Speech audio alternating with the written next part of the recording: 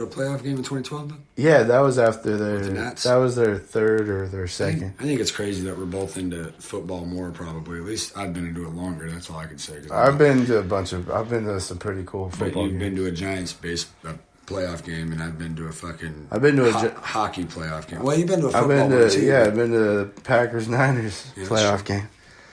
And dude, it was epic. I had the nosebleediest of the nosebleeds, but it was one of the most epic. It was like it was pretty much the same as when I was at Hell in a Cell. Like I was at the nosebleediest of the nosebleeds, but at least I was in the building. The game you went to was super epic. Isn't that when Kaepernick ran for 180 on the Packers? On the Packers, yeah, broke a record on them.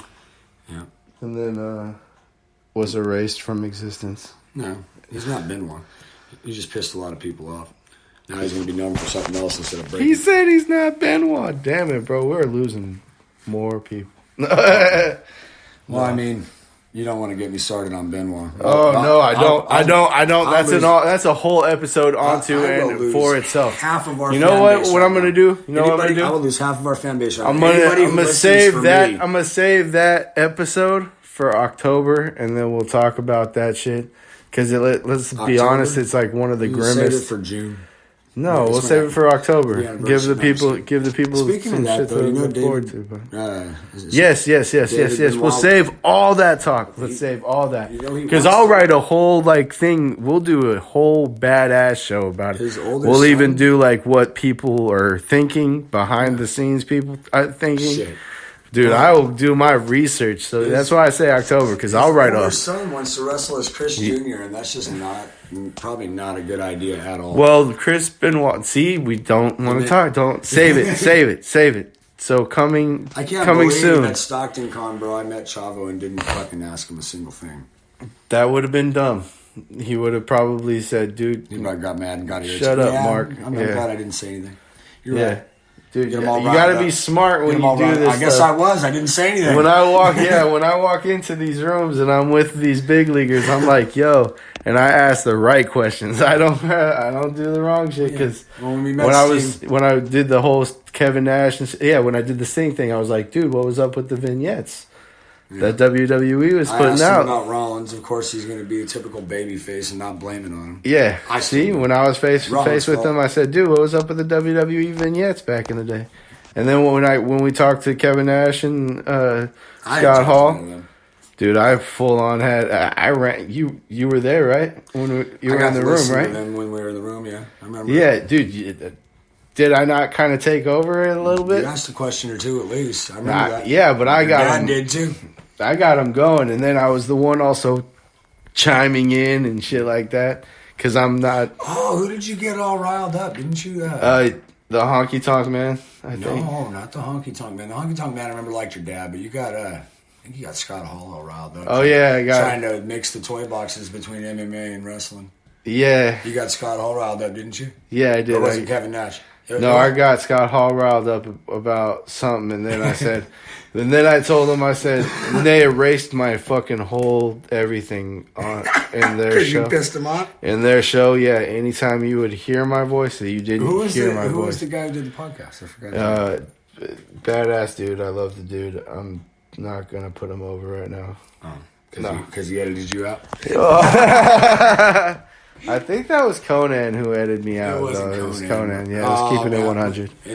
It was the Keeping It 100 podcast. The only one Conan seemed cooler than was Honky Tonk Man, the sexist pig. Yeah. So there you go. Disco Inferno was pretty cool though. Yeah. Disco Inferno was really cool. Disco Inferno was actually the coolest. One of the coolest ones there at that. One of the coolest there. And I think I could have gotten more out of them. I might have even gotten a show out of them. But I always get afraid to press these dudes. Like when I met, let's talk about this. You talk about pressing. I pressed fucking Eddie Guerrero's wife. Give me an excuse me for my show, please. Yeah. How could I not? Yeah, you know what I'm saying. Tell me how much that cost you, man. I don't want to talk about that. I don't blame you because the Chavo and Kurt Angle were actually pretty cheap, man, compared to what you think they would be. Well, and and when we go to these things, I'm going to start taking that approach, like to say, hey, can I get a little more confidence? We met more. We just got to know who is. You know who's a tool? Marty Skrull's fucking manager. That's a tool. Yeah. I did not like that guy. I wanted to see. I like Marty Scurll, but Marty Scurll is not a villain. His fucking manager is. Well, if he's going to be a heel, his manager has to be too, right? Stan Curry. Well, he's not. He's not a heel. He was cool. I didn't get an autograph or nothing. I can't remember what I got. Maybe I got an autograph. Okay. I got an autograph. I remember him being there. I wanted to go up and talk to him, but with fucking Kurt Angle and Chavo, I kind of pushed him to the side. Yeah, Kurt Angle was cool, but I didn't really. I was intimidated by his short ass too. Oh shit! This guy might be smaller than me, but he'll take me to Suplex City with a freaking neck, huh? Man, no, I wasn't intimidated, but I was still not. I was less intimidated. It's funny how I was so not intimidated by Scott Hall and Kevin Nash. Oh shit! The thing about Angle is you're probably all over the place with how many other things is going on. Just like me, the year Mick Foley was there, I didn't even take advantage of it. Yeah, there's just so much when we get to go to these things, and that's the funnest part of our show. And I'm so glad that I got another year to do the show and to do it right, and hopefully we could take off from after this year. I like that we're doing this show 2 weeks in a row now. I like that we don't have to worry about. I don't have to look at the time. Yeah. I don't have to look at the time and say, "Oh shit, dude, we got to wrap this shit up." You know, like in zero. Well, we still do today. Don't let them lie to you. You got to go to work and make the moolah. Well, there is that, but not for recording purposes. I gotta pay for the podcast. No, but yeah, it's great, man, and I love this show, and I love everything. I got a clock right there. It's still not in any rush. But anyway, where are we at? Oh, so AEW, yeah, Jeff Cobb, we got to see, and that's how we got to this. Is like we got to see Jeff Cobb before he was even the Monster Matanza. Oh no, he was the Monster Matanza at the time. He was just Jeff Cobb at this. Out of mask, kind of like Son of Havoc was. Yeah, Son of Havoc was there. He was out of mask, and I'm happy for AEW. We got to see those two dudes also. What are their names? One of the Fatu brothers? No, well, we got to see him, Jacob Fatu, but after further review, I think we got to see. Yeah, what was? No, we didn't get to see him. Never mind. I can't remember. I was gonna say that we got to see the two dudes that dress in green and dance and shit on their way out to the ring, and they do those crazy moves and stuff. Can't remember their names. Jack Evans and Angelico? How the fuck did I? Yes, thank you. Yeah, that's why you're my left brain, right brain. Or we might have got to see one of them, but I don't remember Angelico. Yeah, it definitely wasn't Angelico. It might have been Jack Evans. Jack Evans was there. I felt like we got to see one of them. And if he was, I don't remember who he wrestled. Maybe he wrestled Son of Havoc in the co-main event or something. Or he could have wrestled. I can't remember. Hurricane. I don't know. Yeah, he's a cruiserweight, or size-wise anyway. But yeah, Jack Evans is telling him motherfucking. We got to see New Japan Pro Wrestling Rising Star, and I got to shake his hand and everything and have like a full-blown conversation. Carl Fredericks, remember? That's what's up. Was that heel guy you were talking about? That wasn't the dude who walked behind us and stuff, and he was taking pictures with the kids and stuff, and he basically seemed like a no-name, but he had charisma, oozed good heel vibes. I don't remember who you were talking about. Carl Fredericks, yeah. We got to meet him before he's not even big enough to say that we met him yet, but we got to meet him. We got to meet Nikki Savoy. We got to meet Thunder Rosa. You took our boys and you got to meet all these guys. I don't think I met anybody there. I think I shook Tommy Dreamer's hand like when he was done with the match, and that's what I got. That was definitely. I was sitting in our seats because we were really close to the entrance. That was definitely your highlight. But yeah, we got to meet some cool people, dude. That was probably one of the coolest shows and probably one of the highlights of my life, and that's probably why I definitely recall it all like it was yesterday. It was awesome. WWE events I've ever went to, I think I've had more fun and seen better action at live events, house shows compared to the Raw. Oh, for sure. Except for the Raw I went to in 2003 in Sacramento. Dude, I got to see Kane and Undertaker in their prime in a steel cage match, and it was a house show. It wasn't even a regular show. At Raw, I got to see fucking Sable get, put on the fucking big T. The big T and get electricity through her and shit. So basically, that's doing that to Sable back in the day is why Lesnar ended up beating the streak, right? Dude, I got to see some cool stuff. He had to get that ass back. for doing that to his I future have wife. lived a great life, and I'm so. It just keeps getting better and better. Most memorable match I ever saw at a house show was here in town, and it was fucking Lesnar, A-Train, and Big Show versus Eddie Guerrero, Kurt Angle, and Hardcore Holly. And way back in the day, obviously, Eddie was still alive. Lesnar was still the next big thing. Show towered over him, and I swear, fucking, he wasn't even as big as A-Train at that point. Well, all right. So we were supposed to be talking about a whole bunch of pro wrestling, and then we went on. We're talking about all our memories. Enough of the past. Takeover Portland is tomorrow.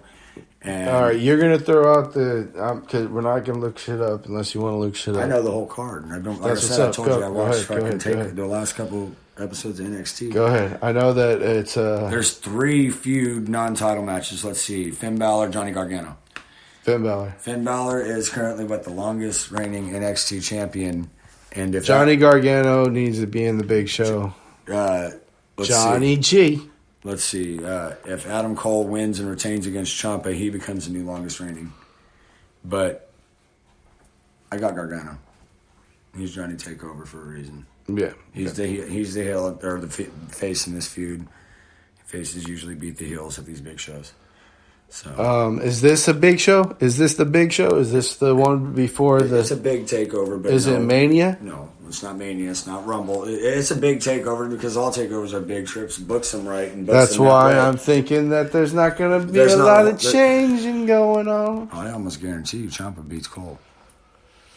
I don't. I think Cole beats Ciampa. Okay, and then Ciampa beats Cole at Takeover Mania. Ciampa's going into Takeover Florida Mania weekend with the belt. That's my guess. But yeah, let's keep going down the line. All the non-title feuds. Let's see, that was one of them. You got Balor? I got Gargano. I got Balor. Okay. You got Gargano. Yeah. All right. Let's see. The other one, street fight, I think Tegan Nox and Dakota Kai. Dakota Kai. She's the heel. She's just because she started this feud by making a heel turn. I'm gonna say her, and it's not for a title. So yeah, Dakota Kai. Next, and the other non-title feud I believe would be fuck. I forgot. Dream and yes, Roddy Strong. I got Dream. Yeah, because he looks like he's trying to play the heel there, piggybacking off of Ravishing Rick Rude back in the day. Oh, bro, he shit, you know. He jacks from everybody, bro. He jacks from Hogan. He's the shit, dude. Stop. I don't know what you're talking about. He made it his own. Even though the Undisputed Era, he's got a very Goldustian thing going on too. Undisputed Era are the heels. Roddy Strong seems like he's playing the face in that role.